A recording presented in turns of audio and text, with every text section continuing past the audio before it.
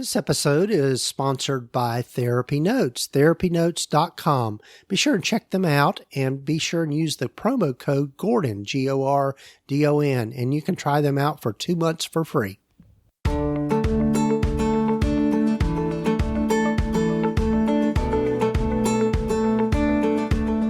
Over 15 years ago, when I started my private practice, I had to learn a lot, and most of it the hard way, and I don't think you need to do the same. Hi, I'm Gordon Brewer, a licensed psychotherapist, and welcome to the Practice of Therapy podcast, part of the Psychcraft network of podcasts. Join me in this journey of discovery as we have conversations with other leaders and professionals in both the mental and allied health fields. Join us as we explore both the business and clinical sides of running a private practice.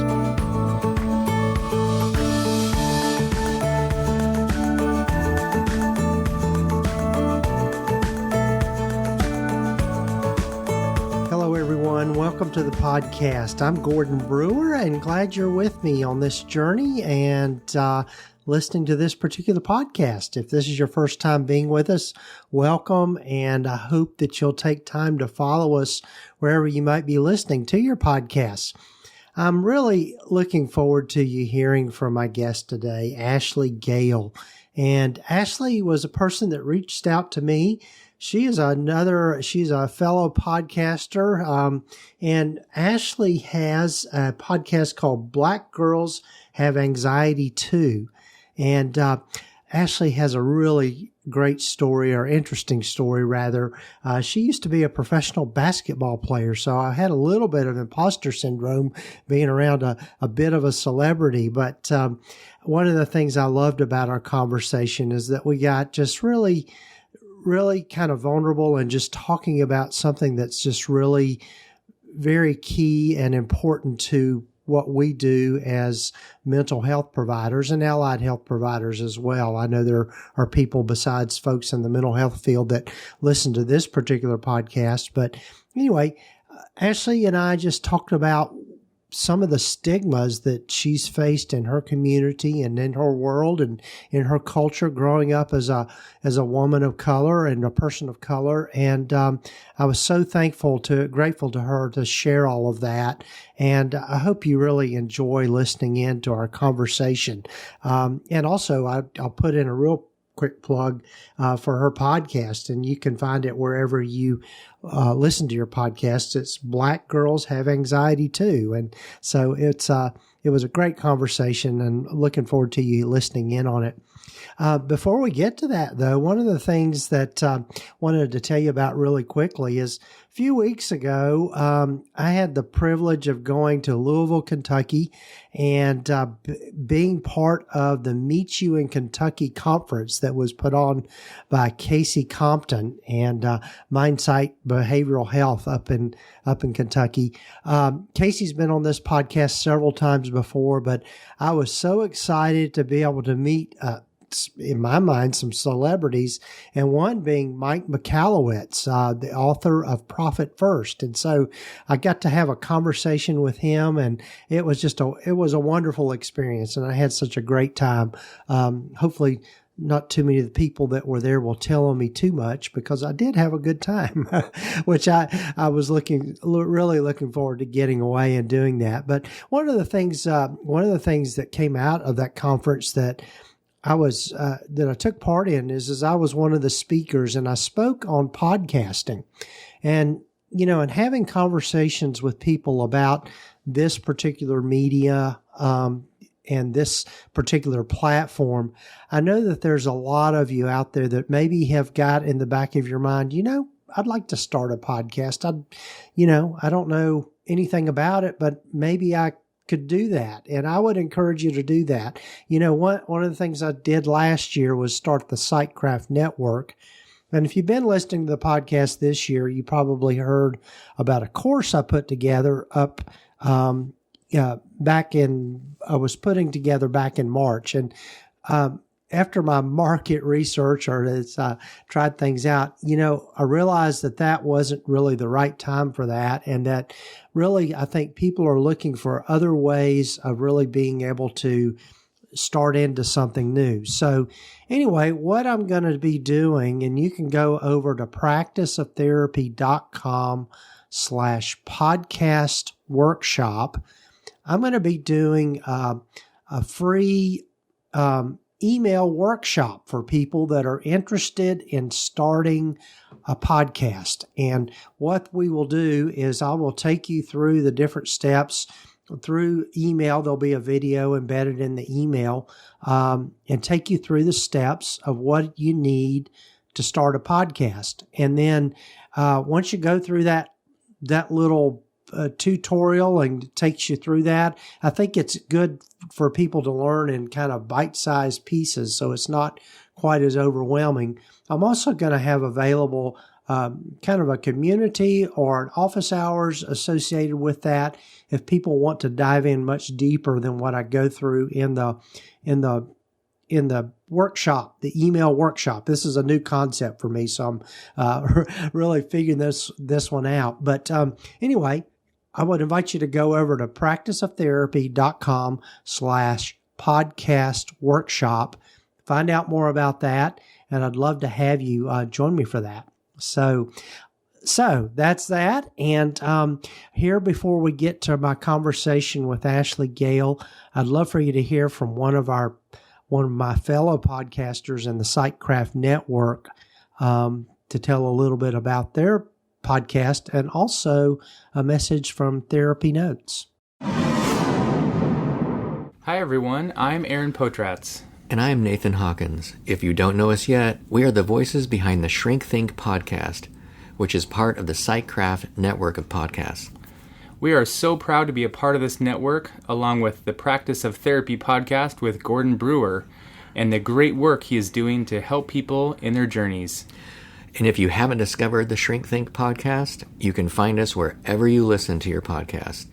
We'd love for you to join us as we seek to help you with your relationships, your healthcare practices, and your therapy journey.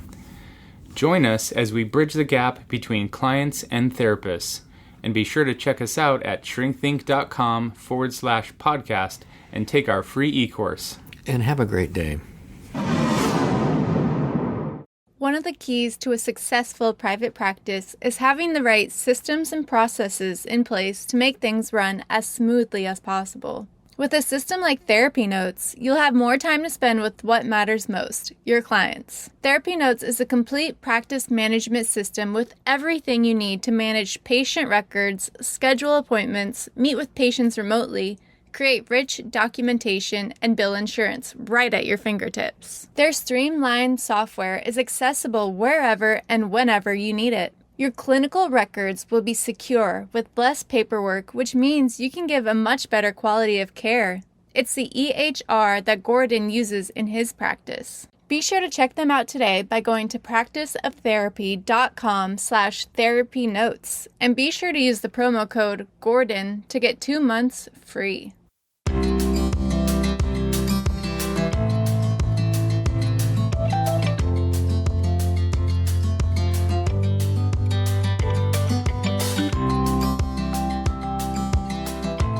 Well, hello, everyone, and welcome again to the podcast. And, I'm really excited for you all to get to hear from Ashley Gayle. Ashley and I just met, but I can tell by our conversation already, you're going to really enjoy the topic that we're talking about, which is just about anxiety and particularly how it affects people of color and some of the stigmas and stuff. But anyway, Ashley, welcome. Thank you. I'm super excited to be here. Yes. And so as I start with most everyone, tell folks a little bit more about yourself and how you've landed where you've landed. Yeah, of course. So I grew up in Las Vegas. I currently live just outside of Tampa. I started Black Girls Have Anxiety Too with a really good friend of mine back in 2020. We all know 2020 was a year of pure chaos from top to bottom.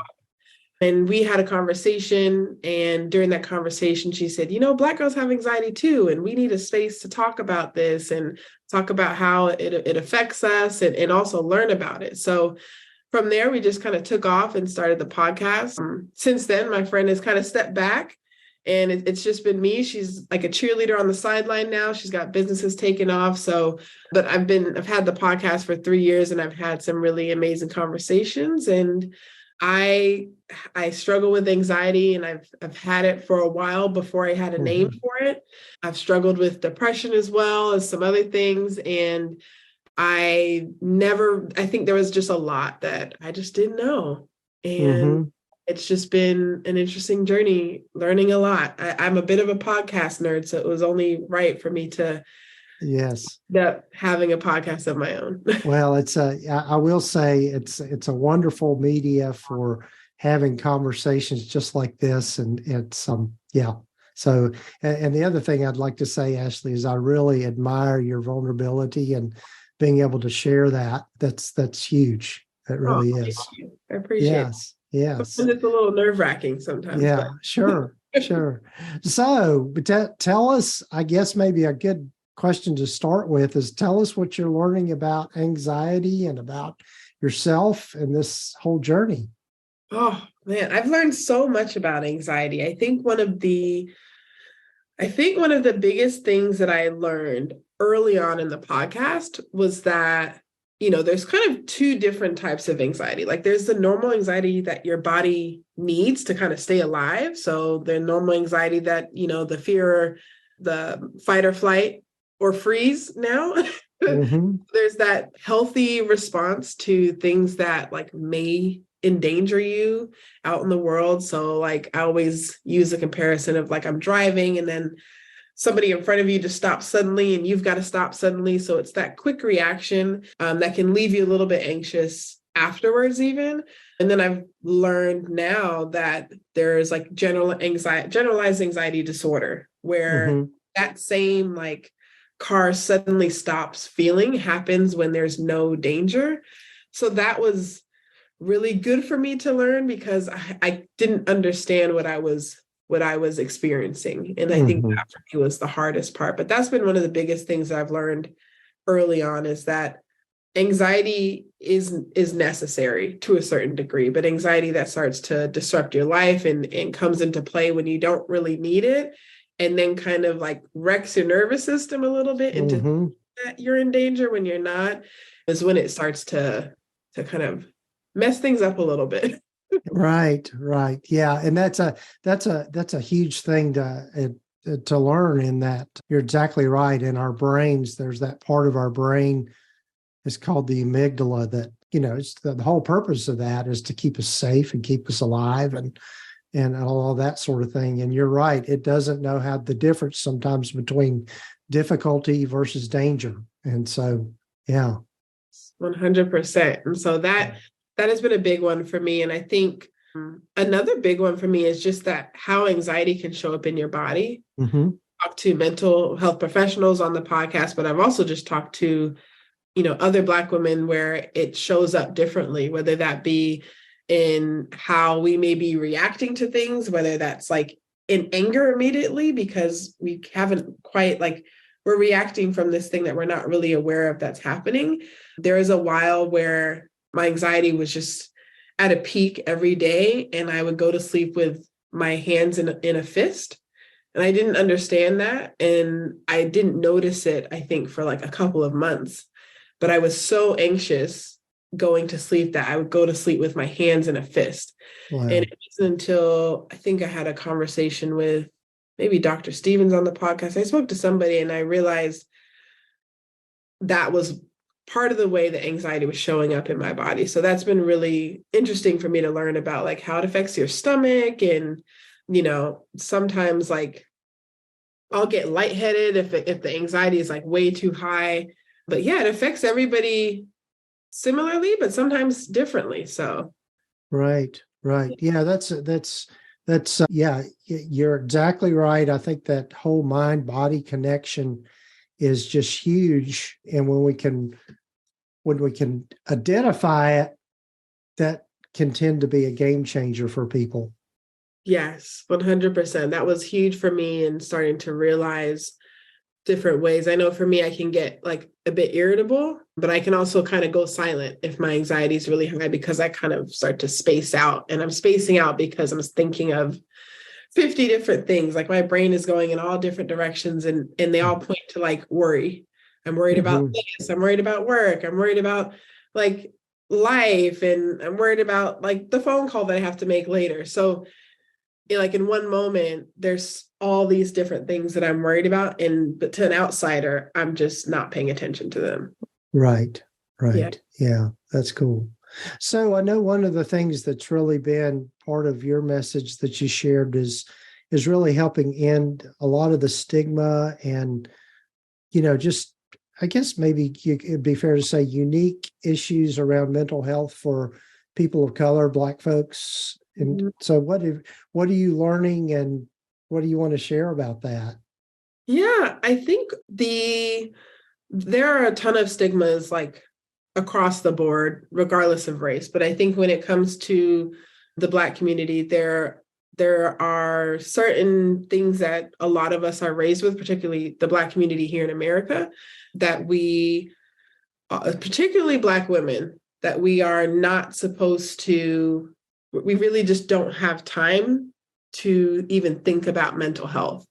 And so that kind of leaves a stigma of, well, I guess we can roll it back to Black women are kind of seen as strong. And so for a lot of people they may think, well, that's not a bad stereotype to have, is that you're strong, you can get through anything. But when society and your family and everyone's telling you like, you're strong, you can get through it, it really leaves no room for you to even venture out into why you're feeling the things that you're feeling. So that stigma of like, everybody's got to be strong. Black women have to be able to, if you're a single parent, you have to be able to do everything. If you're not a single parent, you still have to be able to do everything. You really have to be able to do everything without complaining.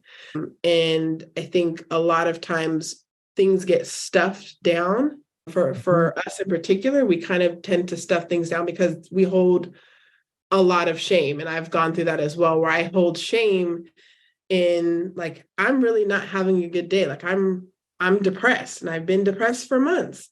And so there are times where those within our community or within our families or even our friends, when we do finally get to that point of expressing that need for help, oftentimes it's met with like, like, you've got this life, your life's not that hard. Like you've been through this before, pray it away. That's a big one in our community, is just to like throw faith in somebody's face when what they actually need is resources. So I think for me, just having conversations with other Black women, I mean, education is great, but I think for those of us, I think being able to share is really powerful. And just like what you said earlier, just being able to show up in a space and being vulnerable. I think each conversation that's had on the podcast, but also each conversation that people are having in real life about their own mental health, I think more and more Black women will be able to release some of that shame and move past the stigma of like, Black women don't need help and Black women are strong enough to get through everything. Once we can move past those stigmas, then we can finally move into a space of healing and really learning about what are we going through? What is our family going through? And gaining a better understanding of that and being more empathetic towards other people as well, I think just helps everybody. Yeah. Yeah. Well, I think, one of the things that I've paid attention to or tried to pay attention to is, over the last 2-3 years, as we've moved through COVID, I think in general, the stigma around mental health is hopefully lifting a little bit. And in that, we've all struggled with being isolated, with being confronted with all those things, just also just the real fear of the virus and having to keep ourselves away from others and not knowing who's going to give it to us and all of that kind of thing. That's a real thing. And then just even within society over this last 3 years, we had George Floyd's murder, and just, start the list of where Black folks have been targeted, it's been a culture of keeping folks silent, out of sight, out of mind, all of that. So you pile that on top of it with just, like you said, general anxiety disorder. I can only imagine what that's like for folks. Yeah, there's definitely things that I think our community and other communities of color have been going through for a really long time. But I think in particular, since 2020, I think there's been, like you said, there's been that isolation aspect of the pandemic happening. Then you have this moment where the things that we've always known have been happening, the injustices that we've always known have been happening, and the ones that we navigate, that a lot of people don't realize that we navigate from day to day, all of a sudden gets put on display. Like a murder gets put on display for the whole world to see over and over and over and over. And so I think that on top of, we had Sandra Bland, there's unfortunately a really long list. And I think for us, that does wear down in a different way than it affects everybody else. And, that was part of the conversation that was part of the seed that planted this podcast is, there are a lot of people protesting. There are a lot of people having conversations and trying to figure out, like, how do we move forward? What do we do next? And my friend Aloria and I, when we had the conversation that sparked this podcast, it was like, hey, we're not out protesting right now. Like, what can we do? What can be our form of protest? And for us, it was like, we need to create a safe space to decompress from all of this. Because right now, everybody's nervous system is on high at this point. Like, where do we go to like really break down why is it this high? But also, like, what are some ways that we can actually relieve our anxiety from all of this? So that's really like the safe space that we've created, but it's come from that need of a little, not even a little, but just some rest. And that's a stigma in our community, is that like we don't deserve rest. And I think that's in the Black community, but I think that's kind of weaved in American culture where you work, and then maybe when like you're 60 or 70, maybe you retire. But until then, you work and you take pride that you don't take time off. And I think millennials and Gen Z, I think we're trying to shake it up a little bit and change up that hustle culture. But I think at the end of the day, we all need a space to be able to take a deep breath, maybe learn some breathing exercises, maybe figure out like why we're feeling the feelings that we're feeling. And then what do we do after we figure that out? Right. Yeah. It's there's a theme that I've kind of been aware of this last few weeks, but there's a podcast that I listen to called Everything Happens. It's by Kate Bowler, and she teaches at Duke, but she's a survivor of colon cancer. She had like stage 4 colon cancer and wasn't expected to live. But anyway, not to get too far down that rabbit hole. But anyway, one of the themes that has come up is that bad things will happen to people.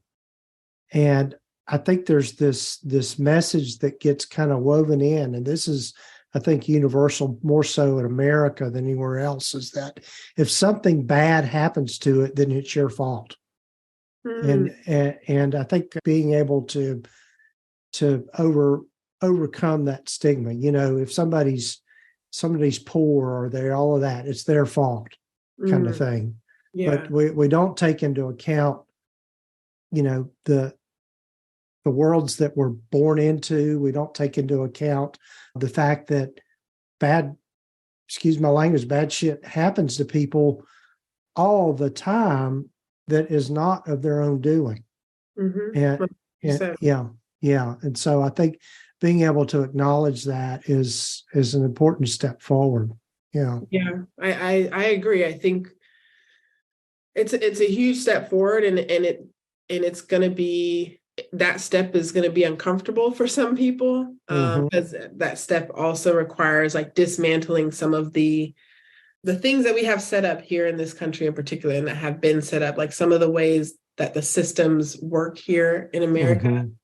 They work in a certain way that, makes access to mental health support for certain demographics harder than it is for others. It makes somebody like me going into a doctor's office, particularly for mental health, I'm more likely to be misdiagnosed, and I'm more likely to not get a diagnosis. So just things like that, we all navigate the world differently. But I think the more empathy that we can have and the more willingness we are to learn about why those things are happening, like the better off we'll all be. Yeah. Yeah.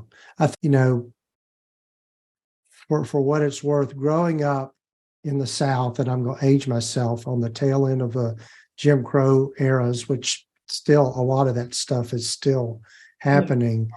I've seen over and over again where Black folks are dismissed, whereas if I walk in there as a white male, I'm treated totally differently. Yeah. And so making people aware of those things. Yeah, definitely. And I think that the more people can, like you said, walk into, because I think sometimes people walk in and for you've been greeted like, oh, let's just say hypothetically, always. So I think it takes some work, and it takes seeing outside of yourself to be able to notice when the person behind you doesn't receive the same treatment. Right. It's a little uncomfortable, but I think if we're trying to, have the betterment of everybody, it's necessary in every space, like going into the doctor's office, seeing how different people are treated. Like I've had a doctor, an endometriosis specialist, treat me so horribly that I walked out of the office and like cried in my car, called my mom. And I think part of that is like, I called and complained. I called the doctor's office, and the OBGYN that had like referred me to that doctor, and I made a complaint. And I think where we can and where we have the capacity, because that wears down too for us to have to do that every single time, but where we can and where we have the capacity, I don't think we can accept that treatment any longer. And whether that means going to find another doctor, whether that means going to find another grocery store, or whether that means going to somebody that's going to be able to make that shift, we can't keep like accepting the same treatment. I think it takes change. It takes somebody like you to call out the change, and it takes somebody like me to call out the change. Yes. That's very true. Very true. Well, Ashley, I know I've got to be respectful of your time, and I know that we could spend all day on this conversation talking about these important, meaningful things in life. And as I said earlier, I really appreciate your vulnerability and your willingness to put yourself out there in this way and share all of these things around mental health, around how we live together, people of different cultures and different race and all of that sort of thing. So kudos to you for doing that. Oh, thank you, Gordon. I appreciate you having me on the podcast. This has been a really great conversation. Hopefully we can do it again sometime. Yes, I'm sure we will. Well, tell folks how they can get in touch with you and about your podcast and all of that.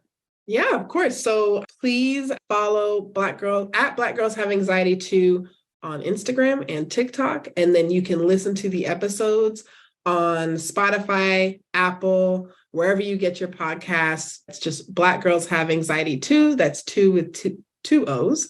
And we release episodes every week. We've got mental health professionals. We've got everyday Black women sharing their stories, and we've got reps from resources and different organizations. So make sure to give us a follow. Awesome. And we'll have links in the show notes and the show summary for people to get to that easily. Well, this has been great, Ashley. I hope we do get to do this again.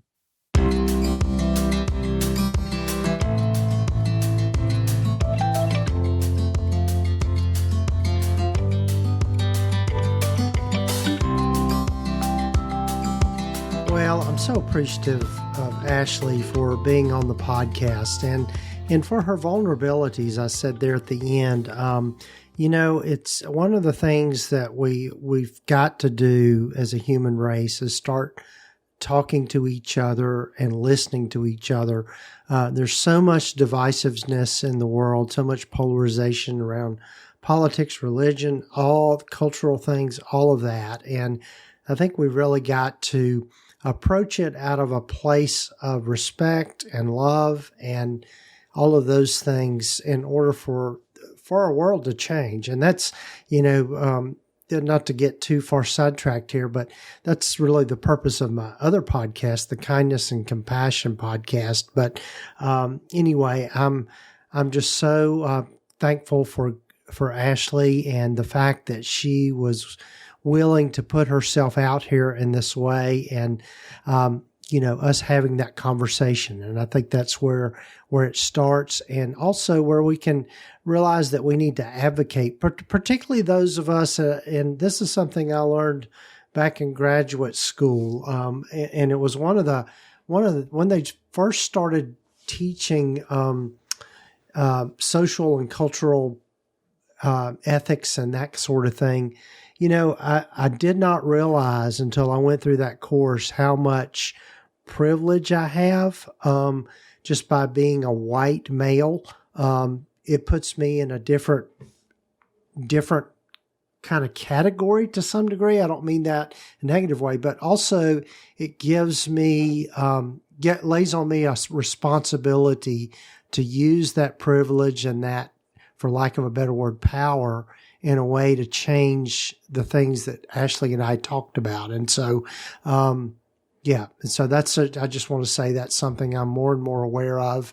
And hopefully together we can all make a difference in the world. And also, I think just the fact that Ashley was talking about ending a lot of the stigma, I think that is something that in our fields that we have to continue to do, and being able to help those folks that need the help. So anyway, not to get on, I didn't mean to get too much on a soapbox there, but I felt like that's things that we need to say. So again, thanks to Ashley for being on the podcast. Folks, be sure and go over and check out if you're interested in starting a podcast. And that's now that I think about it, this isn't a bad segue into this.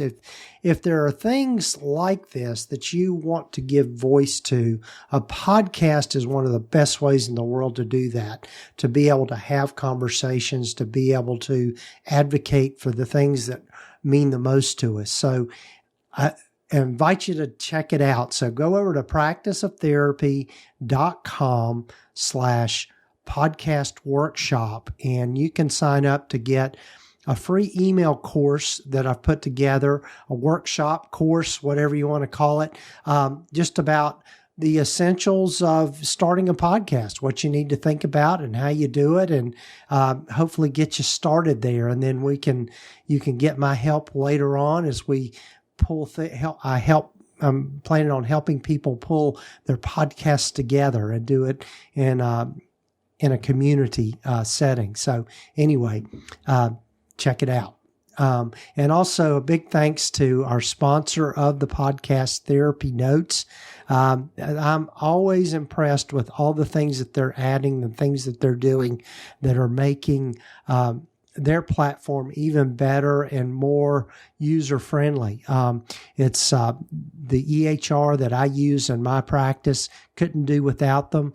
And as we said before, if you would like to try them out for 2 months for free, you can use the promo code Gordon, just GORDON, and go to practiceoftherapy.com/therapynotes. So that's all of this episode, folks, and thanks again for joining me in this journey.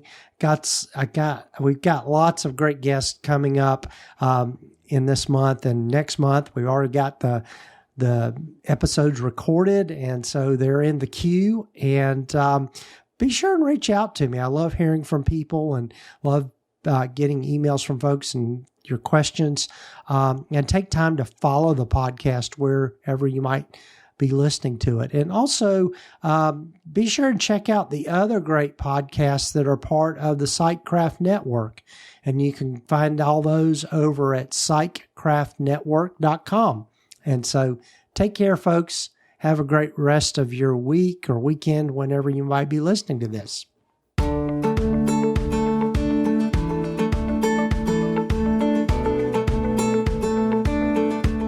You've been listening to the Practice of Therapy podcast with Gordon Brewer, part of the Psychcraft network of podcasts.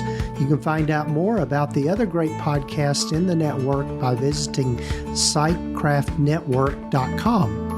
And if you haven't done so already, please visit us at practiceoftherapy.com and get your free private practice startup guide, along with a lot of other great resources and webinars and free things just by visiting.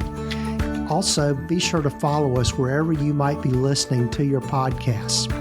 This podcast is intended to be educational in purpose and is not intended to give legal, accounting, or counseling advice.